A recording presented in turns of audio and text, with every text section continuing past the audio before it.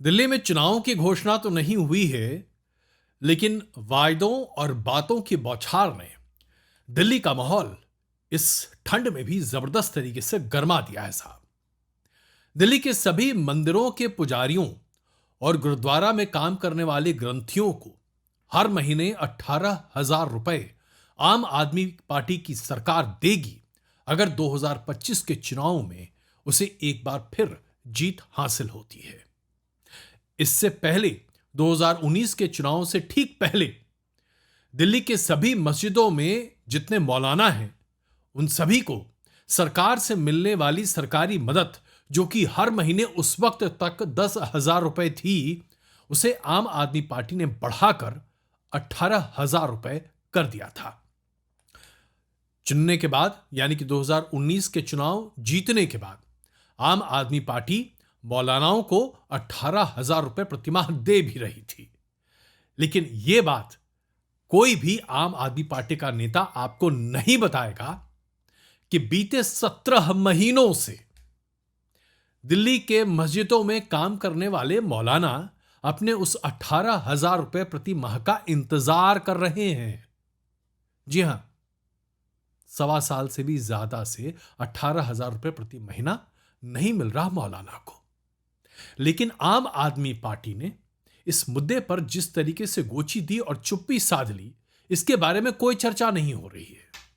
चर्चा अब इस बात पर हो रही है कि कैसे सभी पुरोहितों और ग्रंथियों को हर महीने 18,000 रुपए मिलेंगे। और अब यह ब्रेकिंग न्यूज बनने वाली बात है साहब। मुझे जब इस ब्रेकिंग न्यूज प्रेस कॉन्फ्रेंस की सूचना मिली तो उसके बाद आम आदमी पार्टी के एक नेता ने बातचीत के दौरान मुझसे कहा कि भाई साहब, बीजेपी तो बजा कर रखती, केजरीवाल के इस दाव का भारतीय जनता पार्टी के पास क्या जवाब है। जिन नेता भाई जी ने मुझे फोन किया था वो इतने कॉन्फिडेंट दिखाई दे रहे थे साहब कि मुझे लगा कि मैं क्या कहूं इन्हें। उन्होंने कहा और दावा किया कि अजय भाई, कनॉट प्लेस के हनुमान मंदिर में जब अरविंद केजरीवाल पंडितों का रजिस्ट्रेशन खुद करेंगे तो आप देखना, फिर वही होगा जो एके ने 2019 में किया था। AK-47 की गोलियां चलेंगी साहब। अब आप सोच रहे होंगे AK-47 कहां से आ गया। AK अरविंद केजरीवाल। याद कीजिए, हनुमान चालीसा पढ़कर और हनुमान मंदिर में यात्रा कर कर वहां पर हाथ जोड़कर पूरे परिवार के साथ अरविंद केजरीवाल ने भारतीय जनता पार्टी के हिंदू कार्ड का माकूल जवाब दिया था 2019 में। अब भारतीय जनता पार्टी इस 18,000 रुपए प्रति माह का तोड़ क्या निकालेगी यह तो मैं नहीं कह सकता, लेकिन हां इतना जरूर आपके सामने कह सकता हूं कि झारखंड की तर्ज पर जहां हेमंत सोरेन ने जो रेवड़ियों की घोषणा करके लोगों के सामने उसकी लाइन खड़ी कर दी थी, इसी तरीके से अरविंद केजरीवाल ने रेवड़ियों की घोषणा करके रेवड़ी पॉलिटिक्स की एक ऐसी लंबी फहरिस्त तैयार कर दी है कि इससे भारतीय जनता पार्टी के लिए तो मुश्किलें खड़ी हुई ही हैं। मैं कांग्रेस की बात इसलिए नहीं कर रहा क्योंकि दिल्ली के इस चुनावी रेस में कांग्रेस कहीं खड़ी होती दिख नहीं रही, कम से कम मुझे। लेकिन ये जो रेवड़ी पॉलिटिक्स है ना, आम आदमी पार्टी ने इसकी भी लंका लगा दिया, अब इसे अपने चरम पर पहुंचा दिया है।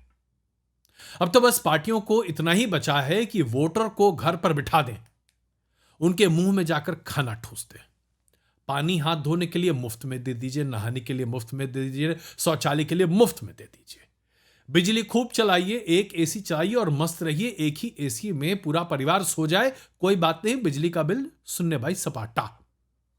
हर मौके पर पैसा बांटिए, महिलाओं को 2100 रुपए दे दीजिए, इसको वो दे दीजिए, उसको वो दे दीजिए, बेरोजगार है तो भत्ता दे दीजिए, भत्ते की लाइन लगा दीजिए, फ्री का टीवी का कनेक्शन दे दीजिए। डिजिटल जमाना है इसलिए जो तमाम आपके ब्रॉडबैंड सर्विसेज हैं फ्री कर दीजिए और शॉपिंग के लिए फ्री क्रेडिट कार्ड दे दीजिए। इसके बाद बचता ही क्या है रेवड़ी पॉलिटिक्स में। जय हो अरविंद केजरीवाल जी। उत्तर भारत में आपने जो रेवड़ी पॉलिटिक्स की शुरुआत की, आप जो कर्णधार हैं इसके, आपके सामने तो सभी हिंदू पट्टी या हिंदी पट्टी के नेता और पॉलिटिशियंस और उसके साथ साथ पार्टियां फेल हो गई साहब। आपने तो पूरे चुनावी डायनेमिक्स को ही चेंज कर दिया। आप ही की देन है क्योंकि 2013 में जब आपकी सरकार चुनकर आई थी तो आप ही ने कमिटेड जर्नलिज्म, एडवर्टीजमेंट लो और कमिटेड जर्नलिज्म का फायदा हमें पहुंचाओ, पेड एक्टिविस्ट जर्नलिज्म, इन तमाम चीजों का जन्म आप लोगों की वजह से ही हुआ है 2013 के बाद से। 2013 में ही जब आम आदमी पार्टी की सरकार बनी तो उस वक्त तक जो एस्टैब्लिश्ड कॉन्स्टिट्यूशनल प्रैक्टिसेस थे, जो कन्वेंशनल पॉलिटिक्स होती थी, उसका खात्मा भी तो सर आप ही की पार्टी ने किया था। याद कीजिए ना साहब, आम आदमी पार्टी की चुनी हुई सरकार कांग्रेस के सहयोग से चल रही, अपनी ही सरकार के खिलाफ धरने पर सरकार का ही मुख्यमंत्री दिल्ली की सड़कों पर जाड़ों में बैठ जाता है। साहब ये कहां हो सकता है? यह पॉलिटिक्स सिर्फ अरविंद केजरीवाल खेल सकते हैं, और इस पॉलिटिक्स से अपने आप को बचाने की कोशिश में, अरविंद केजरीवाल को कटघरे में खड़ा करने की कोशिश में भारतीय जनता पार्टी ने आम आदमी पार्टी और अरविंद केजरीवाल को एनार्किस्ट कई मौकों पर कहा। लेकिन साहब, दिल्ली की जनता को जब वो अनार्किस्ट और अनार्किस्ट की पॉलिसी ही पसंद है, उसे मुफ्त में मिलने वाली सुविधाएं, राजनीति, राजनीतिक उसूल, वायदे, तरक्की, विकास सब पर ज्यादा भारी पड़ता दिखता है और यह सब कुछ उसके लिए बकवास दिखता है, तो जाहिर सी बात है वो भारतीय जनता पार्टी के एनार्किज्म पॉलिटिक्स पर ध्यान थोड़ी देगी। उसके लिए तो आम आदमी पार्टी वो रेवड़ी बांटने वाली दिलचस्प पार्टी है जो हर बार हर चुनाव में कुछ नया लेकर आती है, नया मुफ्त बांटती है। अब आप सोचेंगे कि आखिरकार ये सब बातें मैं क्यों कह रहा हूं। दरअसल देखिए, आम आदमी पार्टी को खड़ा करने में टीवी एक्टिविस्ट जर्नलिज्म और एनजीओ एक्टिविज्म, इन दोनों का बड़ा हाथ है।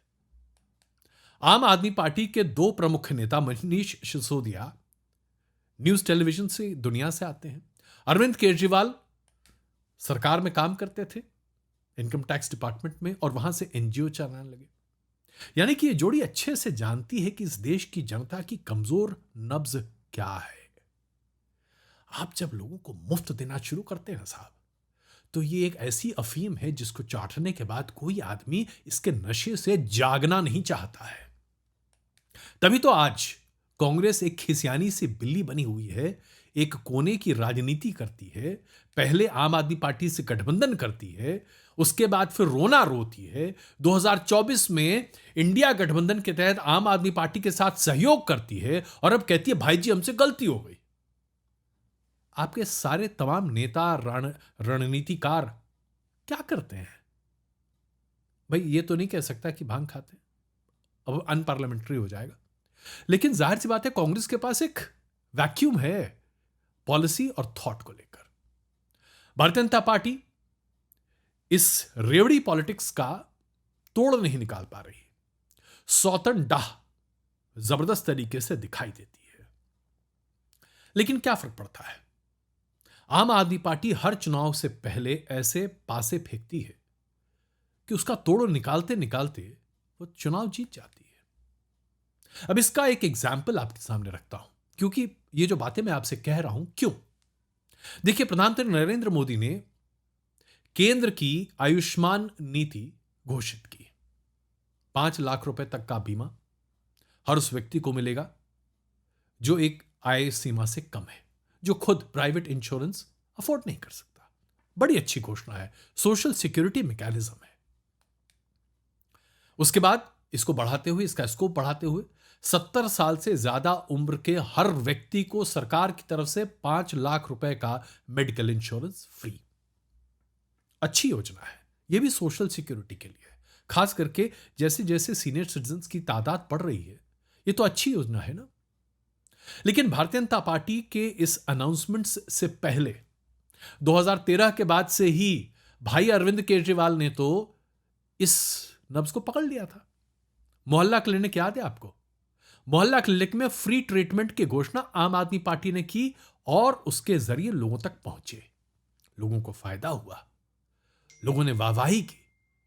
लेकिन जब आम आदमी पार्टी के इस मोहल्ला क्लिनिक की सच्चाई लोगों के सामने आई तो भाई अरविंद केजरीवाल ने नया पैंतरा बदला।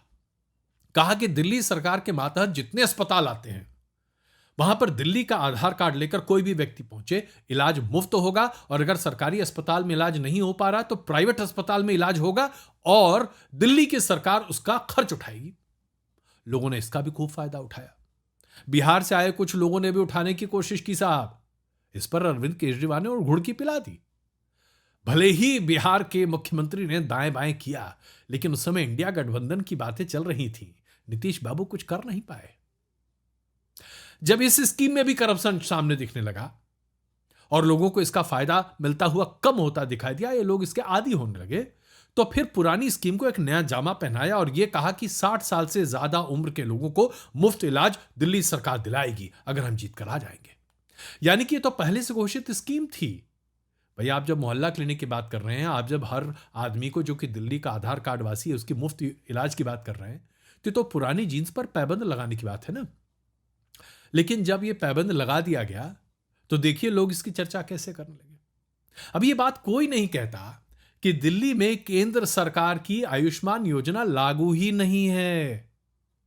जब केंद्र सरकार की इस स्कीम का फायदा दिल्ली की जनता को मिल ही नहीं रहा, उसे सिर्फ दिल्ली सरकार की स्कीम का फायदा मिल रहा है, तो रेवड़ी पॉलिटिक्स की यूज टू ये जो दिल्ली की जनता है, ये भारतीय जनता पार्टी का गुणगान कैसे करेगी? ये तो पुरानी जीन्स पर नए पैबंद का गुणगान कर रही है और दिल्ली वाले इसी को लेकर बहुत खुश हैं। भाई, अभी तक इतना दे रहा था ना, और देगा, और क्या दिक्कत है। थोड़ी सी महिला सम्मान निधि की भी चर्चा कर लेते हैं, उस पर भी बहुत राजनीति हो रही है। भाई, केजरीवाल ने भारतीय जनता पार्टी के लिए एक और मुश्किल चुनौती सामने रख दी है। 2024 के लोकसभा के चुनाव के दौरान महिलाओं को सम्मान के नाम पर 1,000 रुपए प्रतिमाह देने की घोषणा की। एक बात तो मेरे पल्ले ही नहीं पड़ती कि यह सम्मान कैसे महिलाओं का बढ़ता है जब उन्हें सरकार मुफ्त में पैसा देती है। भाई, महिलाओं को बराबरी का मौका दीजिए, उन्हें काम दीजिए। क्या वो खुद अपने आत्मसम्मान को आगे बढ़ाते हुए काम करना पसंद नहीं करेंगी? लेकिन जब आप उनको घर पर बैठाकर 1,000, 2,000, 3,000 रुपए मुफ्त में दे रहे हैं, तो क्या वास्तविकता में आप महिलाओं के सम्मान और उत्थान की बात कर रहे हैं, या दरअसल महिलाओं के जरिए आप पूरे परिवार को घूस दे रहे हैं? और ये सभी पार्टियां कर रही हैं साहब। लेकिन चलिए, आम आदमी पार्टी, तो आम आदमी पार्टी ने लोकसभा चुनाव के समय कहा 1,000 रुपए देंगे हर महिला को, रजिस्ट्रेशन शुरू कराएंगे। लेकिन नवंबर के अंत में आकर दिल्ली सरकार ने इस संबंध में जो फाइनेंस बिल था उसे विधानसभा से पारित करवाया। अब आप सवाल पूछेंगे कि भाई, लोकसभा के चुनाव तो मई में थे, अब क्यों पारित करवाया? तो इसका जवाब बड़ा सिंपल है। भाई, अरविंद केजरीवाल जेल में थे साहब। अगर ये बिल पारित हो जाता उनके जेल के रहते, तो इसका क्रेडिट किसी और को मिल जाता, मुख्यमंत्री आतिशी को मिल जाता। ऐसा कैसे संभव है आम आदमी पार्टी में? सारा क्रेडिट तो सिर्फ और सिर्फ अरविंद केजरीवाल साहब को मिल सकता है। तो अब जाहिर सी बात है, यह बिल तो पास हो गया, लेकिन पेच फंस गया। दिल्ली की महिलाओं को अभी तक इसकी पहली किश्त भी नहीं मिली, जैसा कि महाराष्ट्र में शिंदे सरकार ने कर लिया था।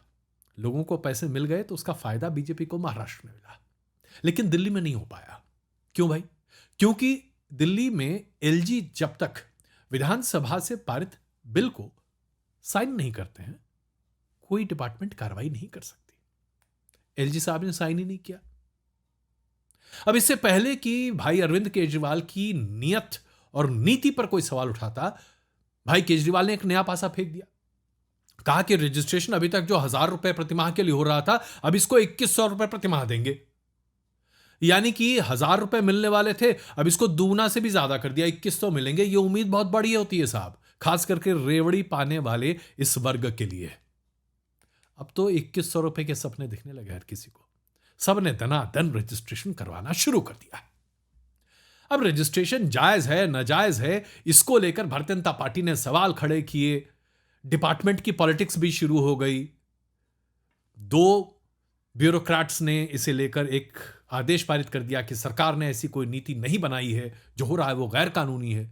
यह अपने आप में एक ऐसी पारी थी जो बीजेपी ने गलत खेल लिया, क्योंकि इससे कमिटेड ब्यूरोक्रेसी की बू आती है, जिसकी खिलाफत बीजेपी ने हमेशा की है।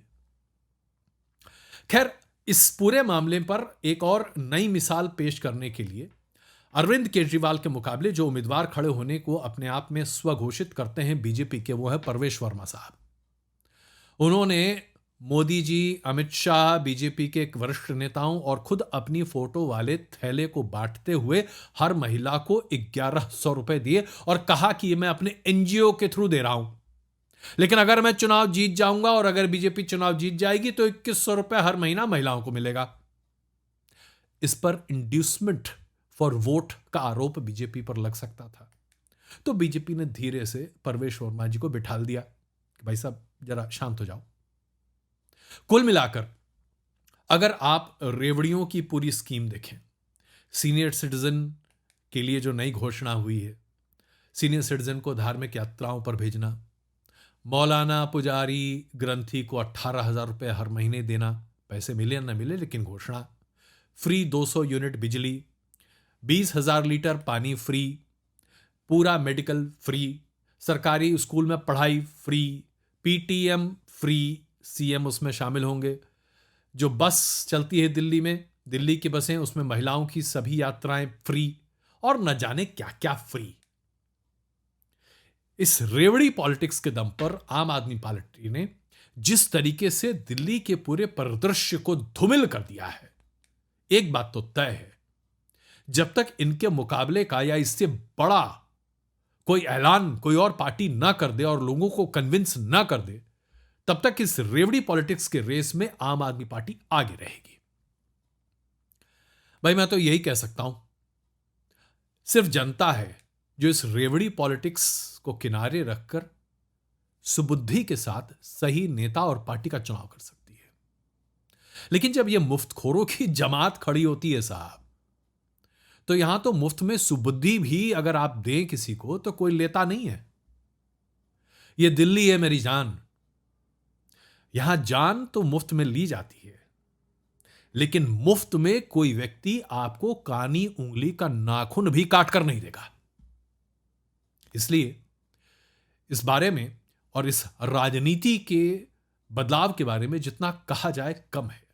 लेकिन हां, अभी यह जरूर कहा जा सकता है कि इस रेवड़ी पॉलिटिक्स ने दिल्ली में इस दिसंबर के महीने की ठंड को भी मजेदार बना दिया।